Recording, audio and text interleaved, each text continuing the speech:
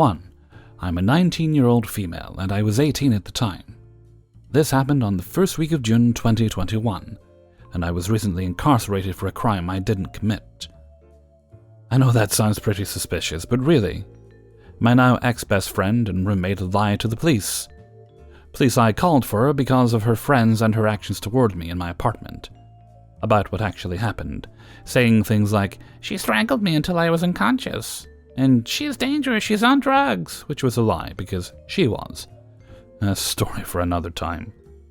I was only in the county jail for a week before they released me, and I finally had the case dismissed September of last year since the defense, my ex-best friend, never showed up and never answered any questions about the case. Therefore, there was no evidence. Anyway, for those of you that don't know, when you're placed in jail, you can spend a few days in there waiting for your booking status. In my state, it takes 3 days between 9 a.m. to 5 p.m. to find out what your booking status is. After those 3 days, you will have to wait for a court hearing, which they usually don't tell you when it is. Weekends don't count as a day, so if you're booked on a Friday, you will have to wait until Wednesday the next week to find out. I was lucky enough that I was booked on Sunday night, and my court hearing was the last day of the week for court to be in session, Friday. Before I found out about my booking status during those 3 days of limbo, I was constantly asking the guard that watched our cells what my booking status was. It was the last day, Wednesday, and my floor of cells was allowed to wander the area for the remainder of the day. We switched off with the first floor every other day, so a little bit of freedom and hangouts with the other inmates was heaven. The guards switch every day, and this time I assume a fellow woman by our altercation and appearance. Our guard already seems on edge and ready to tear someone's head off, so I try my best to be as kind as I can to ask about my booking status. For more context, my name is typically masculine, but as much as I've made fun of it, it's a really strong name. I approach the front of the huge platform that is at least 5.5 feet tall, and step on my tiptoes to be able to even see the guard. This way I don't alarm her and she doesn't feel threatened, plus it's the rules. The conversation went something like this. "Hey, I was just wondering if you could check on my booking status for me?" "Sure, what's your booking number?" I pulled out a piece of paper from my front shirt pocket that had it written down so I wouldn't forget. "Can you give me your actual number?" At this point, I'm genuinely confused. I was given an inmate's ID, and even that card had my number on it, so I checked it again to make sure. I check my ID this time, and I reiterate the number to her. "No, it's not." "What do you mean?" "I am 99% sure that this isn't your number." The guard is speaking loud enough that my fellow inmates are listening in, and this just furthers my embarrassment for even trying to speak to the guard. Everyone has audibly quieted down, and the guard hasn't even noticed the commotion she is causing. I was nearly too afraid to try to correct her that it was, but luckily I was not in a good place mentally, and was practically begging for something to knock me off my sanity. I hated authority, and still kind of do, so I was ready to correct her, even if it meant losing some freedom by being forced back into my cell. "That is my number, though." "Really? Your name is not Dominic." Now, I am a social butterfly, so most of the inmates already knew my name and actually spoke to me quite a bit, so everyone just held their breath. "It is?" "No, I'm pretty sure it isn't."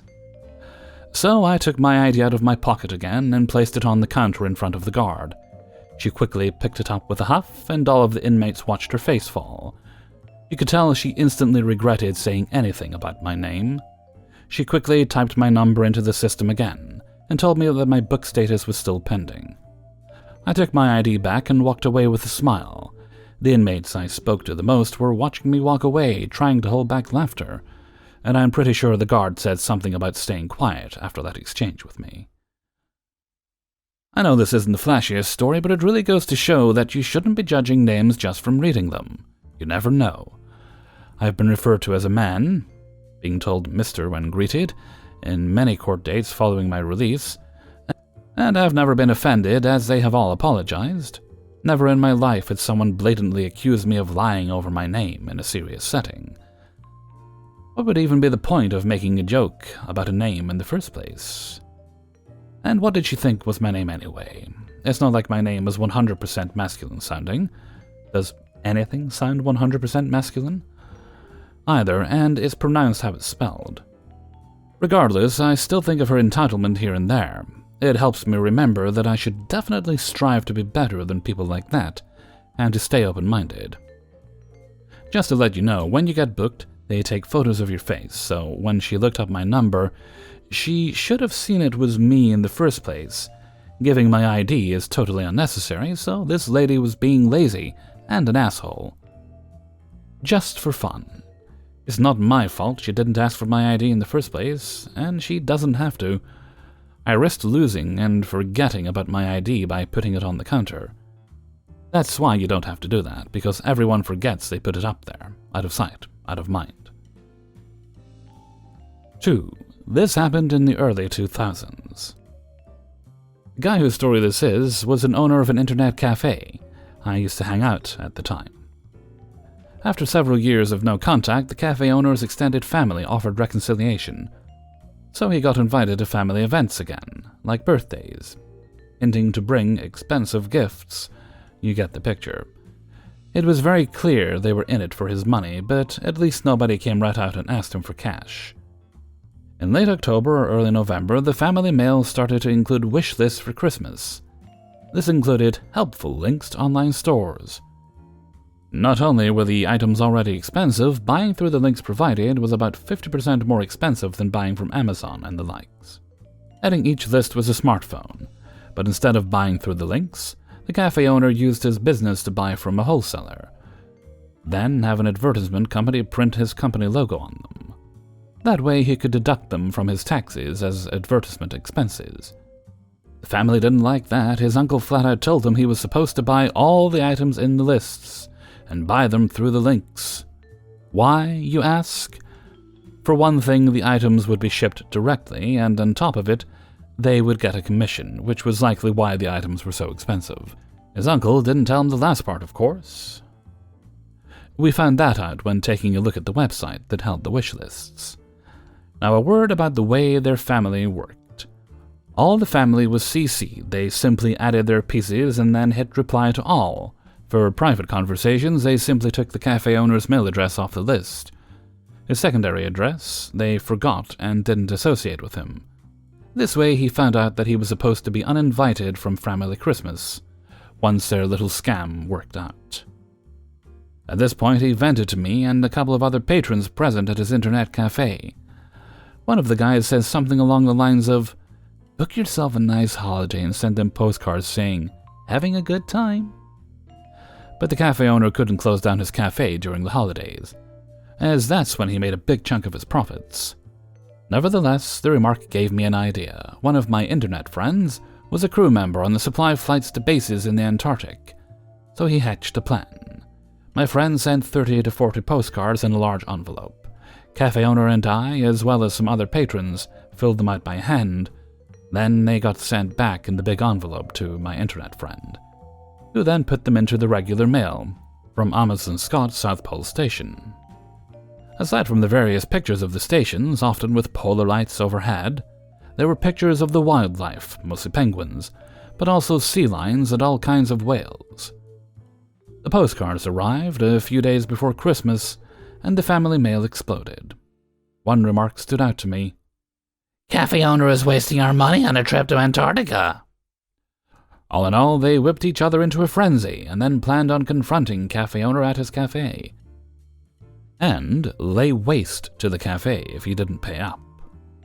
Cafe owner then called the police, who parked a patrol car right in front of the cafe, with a couple of policemen keeping an eye on things inside.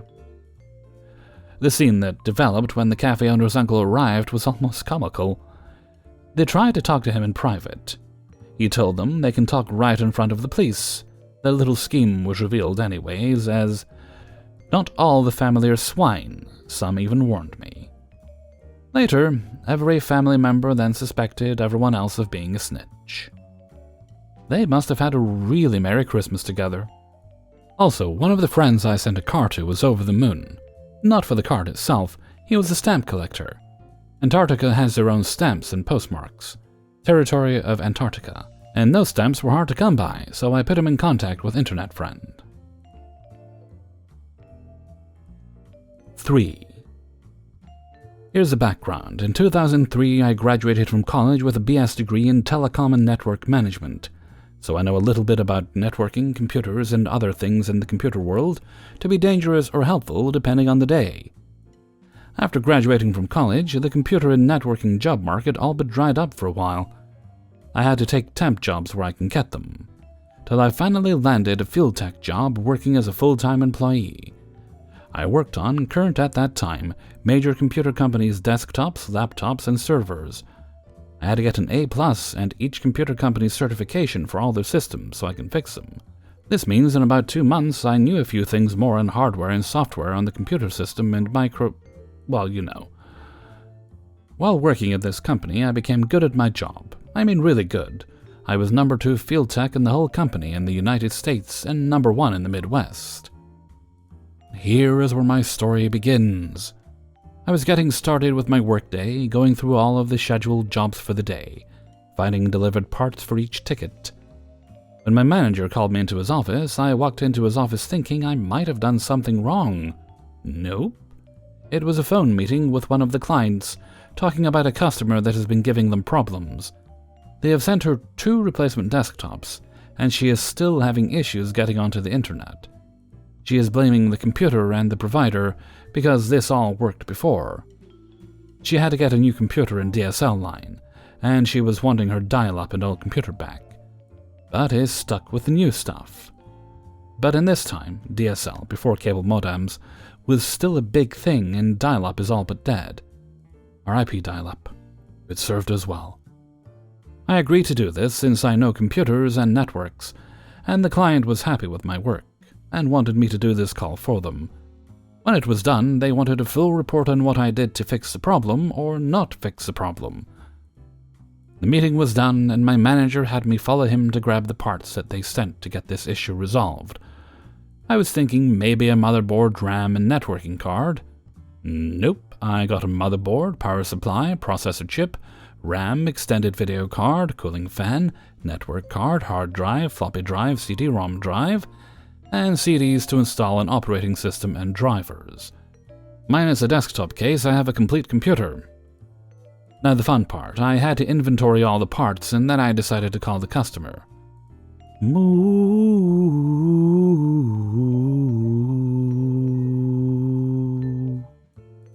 From now on, the customer shall be named Karen.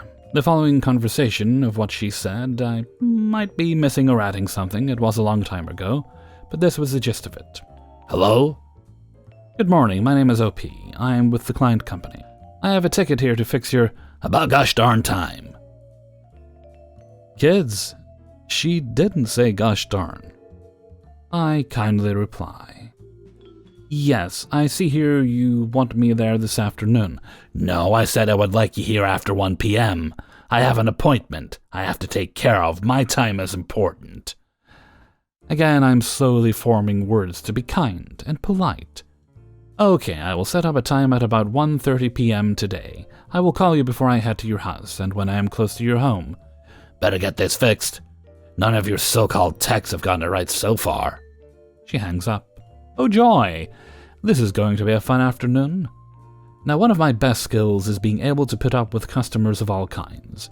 I believe in killing them with kindness, and imagining them being squashed by a boulder, anvil, falling plane, World War II bomb, hit by a train, and much more cartoony violence. Mother raised me on Looney Tunes, if you can tell. But I will never be mean to a customer, so I thought. There is a limit to a person's niceness. About 20 minutes before I leave to head to the customer's house, I get the answering machine. Hello, this is OP. I'm about to leave to head to your home. So I'm about 3 blocks to her house and it's about 5 minutes to 1:30, and I call her again. Where are you? You're going to be late. I was going to call your company to ask where you're at. I've been waiting all day.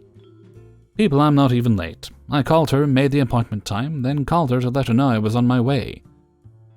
Again, I calmly and nicely say, I left you a message on your answering machine about 20 minutes ago, saying that I was on my way, and now I'm letting you know I'm about to pull into your driveway. Fine, just get in here and fix this darn thing. Also, the phone company is here working on the DSL. Maybe between you two I might get something working. I doubt it. Okay, I just parked my car and gathering my stuff now. Goodbye. I hang up. Can I mention here that she was all sorts of fun. She cursed like a sailor, acted like she was top dog, and looked down on me like I was scum, and she smelled like she can brew her own liquor from her breath. Again, oh joy. She begins to tell me what her son, the programmer, said she needed in order to keep up with the current time on the internet, because she was hosting a Heart and Gin game site and talking on other forums, and how her old computer couldn't handle it. She ended up getting her entryway, not the real name of the computer or company. You might know who I'm talking about. All hail the black and white cow of technology. Moo.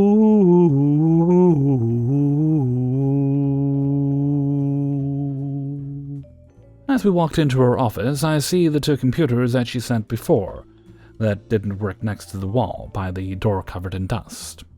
I asked why she had not sent them back to the company, and that, Your Honor, is where I took a wrong turn from Sanity Lane and ended up in Crazyville.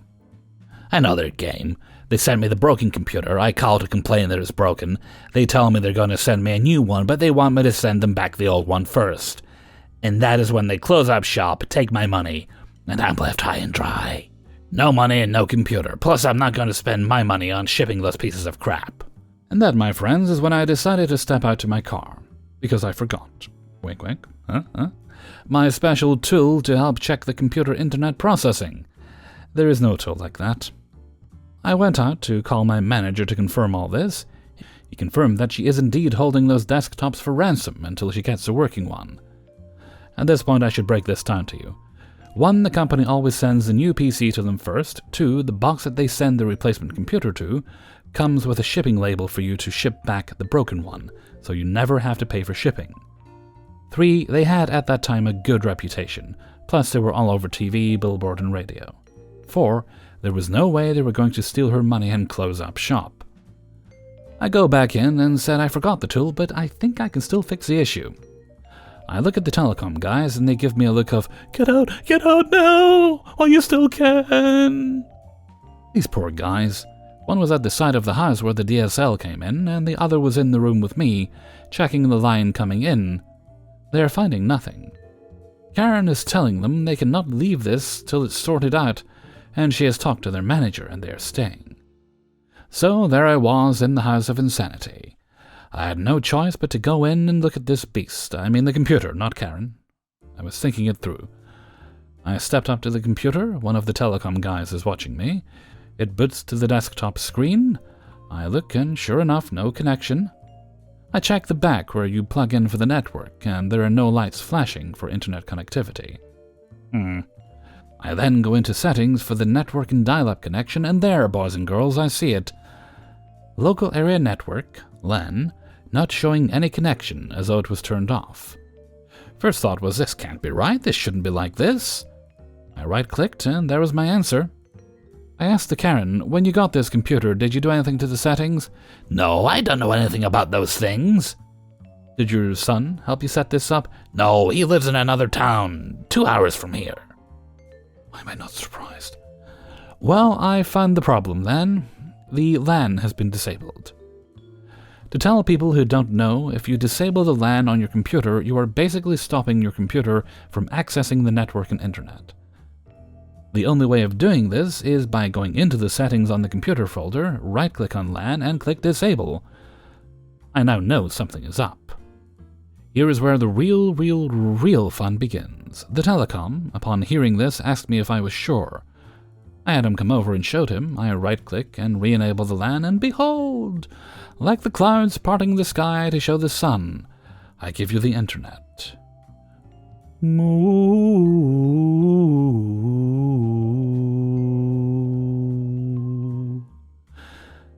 That is when Karen started to yell at me.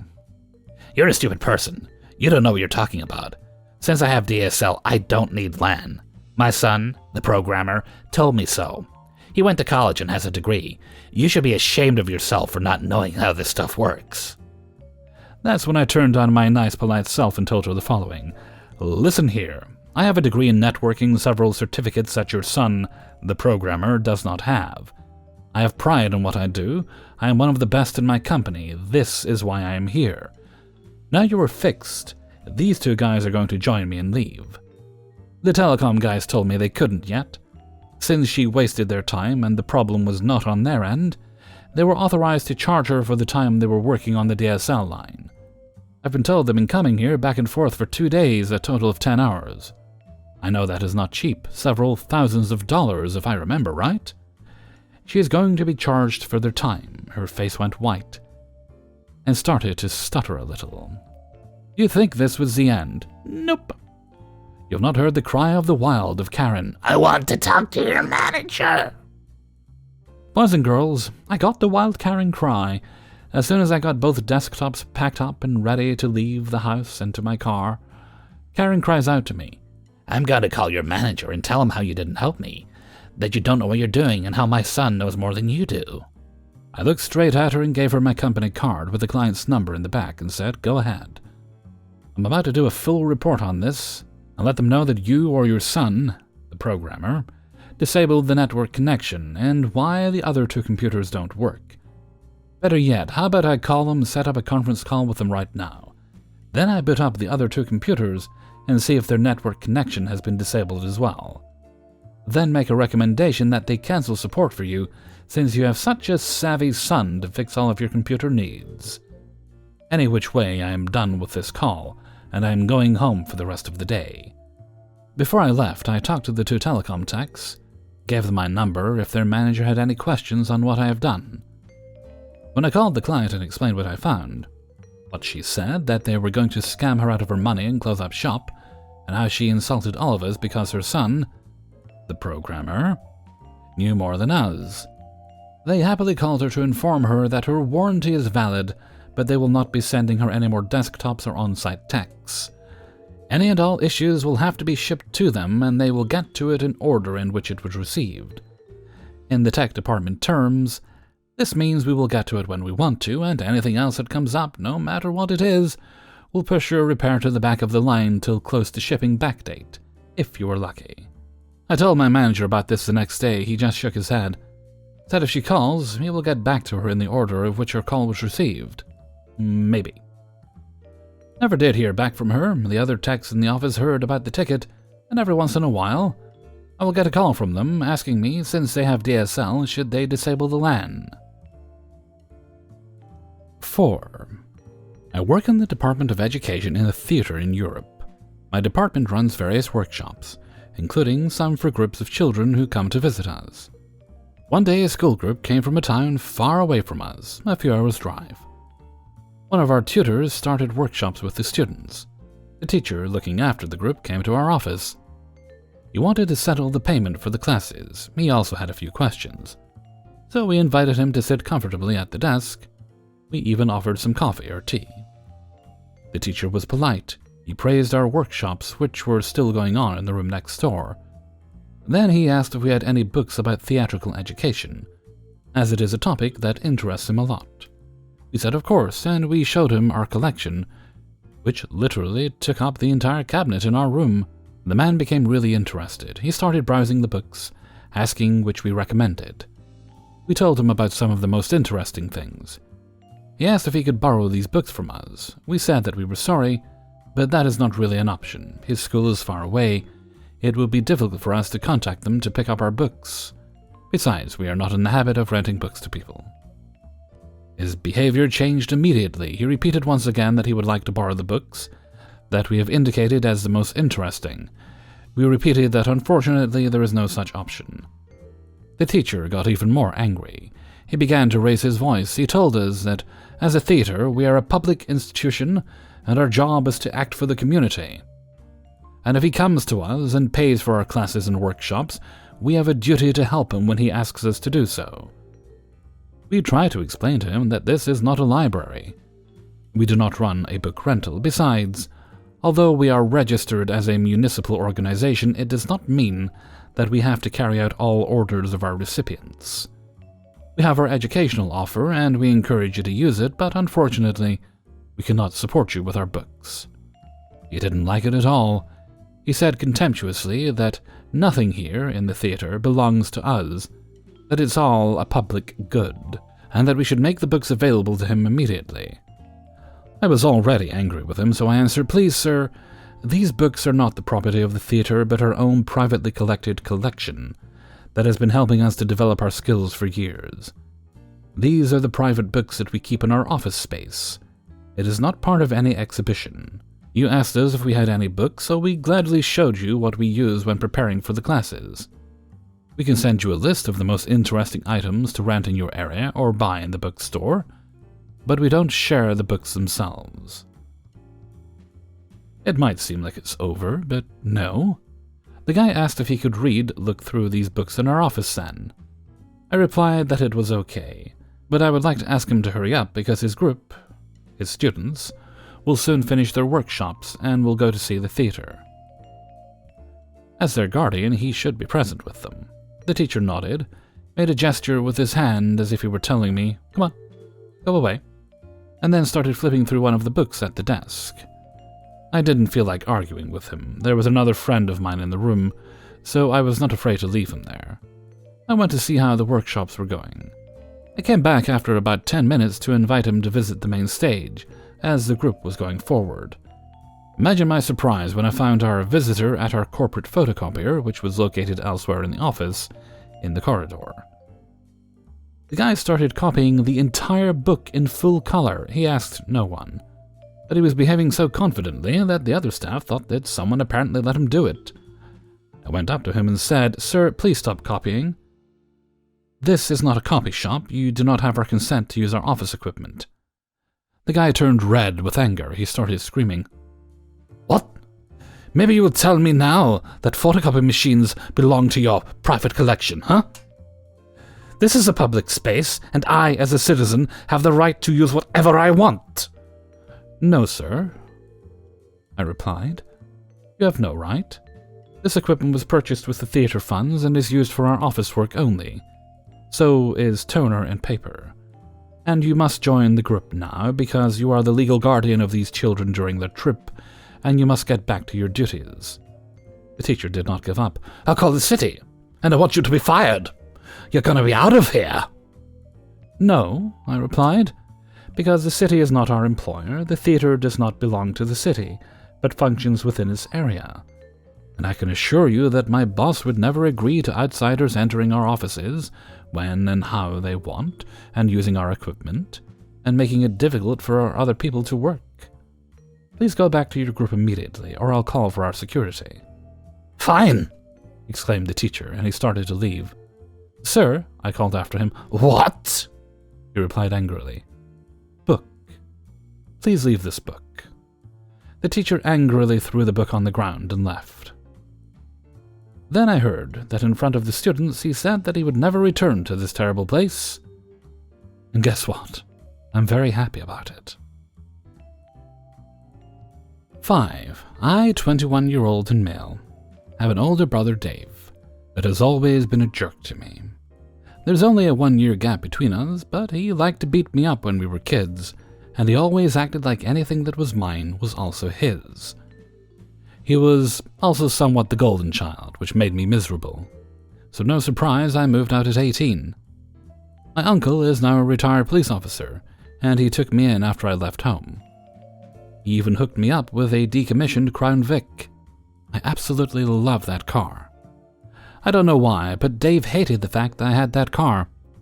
He drove 3 beater cars into the ground while my Crown Vic kept chugging along. Well, after his 3rd beater finally died, when he drove it into a pole, he asked to borrow my car. I had a bad feeling and said I wasn't going to do that. He called me entitled and said he needed a car to get to work. I told him to take the bus because I know how he drives, and my Crown Vic was off limits. My parents called me after that and told me to just lend him my car. I said I won't, no matter what they say. I rely on the car and needed it since it's my personal transportation. Dave wasn't the only one in the world with a job he needed to get to. My uncle congratulated me for standing up to him and gave me a high five. A few days later, when I got off work, the car wasn't where I parked it. I called my brother's cell, but he didn't pick up. Then I called my parents and asked him if he took my car. They denied it, so I said I was going to call the cops, and then they admitted he borrowed it because he needed it. I told him he'd better bring it back right now or I'll have the police looking for him. They called me a jerk and then phoned Dave to bring my car back. He showed back up in the parking lot in my car 20 minutes later. I demanded to know how he stole my car, and he held up a set of police Crown Vic keys he'd bought online. Some were made universal. I told him if he ever stole my car again, I'd have him arrested. Then he had the audacity to ask for a ride home. I told him he made me wait in the December cold after stealing my car so he could walk. He called me a jackass before I drove away. After that, my uncle installed a tracking device in the car. When Christmas Day came, I was celebrating with family like every year. The roads were cold and icy, so I had to be very careful while driving. Dave borrowed my car again during the Christmas party. Apparently, he decided he was going to pick up a friend and figured I wouldn't notice. But I did, when I looked out the front window and saw my car was missing. I pulled up the tracking app and saw that he was a few miles away. Then I called his cell to yell at him. Everyone in the party saw this and asked what was going on. I said Dave stole my car again, and my uncle confirmed it wasn't the first time. Dave told me over the phone to screw off and he'd be back soon. I said he'd better not have been drinking, but he just hung up on me. While I was watching the tracker app, the dot stopped and didn't move for a while. Soon we got a panicked call from Dave asking for help. He'd crashed the car because he couldn't handle the icy roads and wasn't used to a rear-wheel drive vehicle. So we piled into my parents' minivan and followed the tracker. We found Dave by the road and my Crown Vic nose deep in a snow-filled ditch. My uncle was furious as it was formerly a car of his department. And I was mad as hell at Dave for stealing my car again. My parents wanted me to let it go, but I said enough was enough and was going to call the police. Dave begged me not to because he really had been drinking before he set off and would get a DUI. I said he was going to pay me back for my damned car then or I'd sue him. Well, as luck would have it, police were already aware of the accident and were driving in to check on the scene. Someone else had called them, I guess. My parents tried to say that I was the one driving the car, and they were just there to help me. I said that wasn't true, and my uncle backed me up. In fact, one of the cops that was there recognized my uncle, and they had a chat. Then they went to Dave and asked to see his license, which I then found out was suspended after he'd crashed his previous car. Then they breath tested him. He wound up with cuffs slapped in his wrists while my mother was crying and begging the police not to take him away. But the officer just said she and my dad could get arrested too for lying to the police. That shut my parents up. And we got back in the minivan. The Christmas party was ended early, and my parents drove me and my uncle home, since he rode with me. They didn't say much to either of us the whole drive, and just sped away as soon as we were out of their van. They nearly slipped off the road themselves doing that. My brother was let out of jail the next day, and he looked so scared that he was practically crying. The cops there had roughed him up a bit while talking about prison and the shit they'd seen go on there. Dave had actually pissed himself during that, and they let him take a shower. That's when my uncle started cracking up and revealed to us that his friends in the department never filed the DUI and just the charge for the suspended license, which was about a $600 fine. My uncle just said he wanted to teach Dave a lesson, and this would be the one and only time he'd ever get his help. Dave then apologized to me and said he'd pay to have my Crown Vic fixed and would never touch it again. When it got pulled out of the ditch, the front-end damage was actually minor. It needs a new front bumper, a headlight, and a grille. The damage was just superficial, thankfully. My parents have pretty much glossed over the whole incident and act like it didn't happen. Dave gave me the extra Crown Vic keys he'd bought online and said this has taught him a lesson he won't soon forget. And before anyone says, yes, I know my uncle technically broke the law by keeping my brother's DUI from ever being filed. I did not consent to that. I did not want him to do it. But by the time I found out, it was already done. My uncle isn't a bad person. He was actually a great cop and believed in people getting second chances. And he was thanked for that many times. Last year, I saw a random man recognize my uncle and thank him for putting him on the straight and narrow some years ago. My uncle also detests racism, and so do I. I won't deny the cover-up of the DUI by the department was wrong, and I have no idea how they did it, but it's already done. I can no longer care about that. My brother willingly paid in full for the repairs of my car, and he's keeping out of trouble. I know he could have hurt or killed someone, that much is obvious, but he didn't. My parents should have been arrested for lying to the police too, but they weren't. But my father was arrested later anyway because he attacked a man after being called out as a narcissist. And now that situation is what is currently going on. What happened with my brother is basically done now. My father trying to cave a man's face in, I'd say is far more important at the moment than something that happened weeks ago. I've already heard it in all the comments about police corruption, needing to get my car rekeyed or have the locks changed, or several other measures. I plan to have the locks changed or rekeyed when I can afford it, but I currently can't afford it, so in the meantime, I'm getting a kill switch and a steering wheel club. Hey everybody, Hellfreezer here, and thank you very much for listening to Idiots in the Wild, episode 45. And thank you very much to everybody who allowed me to use their stories in this video. If you enjoyed the video, then please do share it with all your friends and family, like, subscribe, comment, hit the notification bell, all that good stuff. And I believe we have a birthday shout-out today. Yes, we do. The 16th, isn't it? Yes, the 16th on Sunday. And today's shout-out goes to, I think it's pronounced Kelly16. It's written Keylye, 16. They're a hairstylist, and they are, well, I don't know how old they are, but they've been a hairstylist for 32 years. So a very happy birthday to you, Kelly. I hope you're having a delightful time. I certainly hope that you're being pampered today, instead of you pampering other people. Before we head off, we're going to do a little bit of a singy song. Yes, we are going to have a sing song. Happy birthday to you.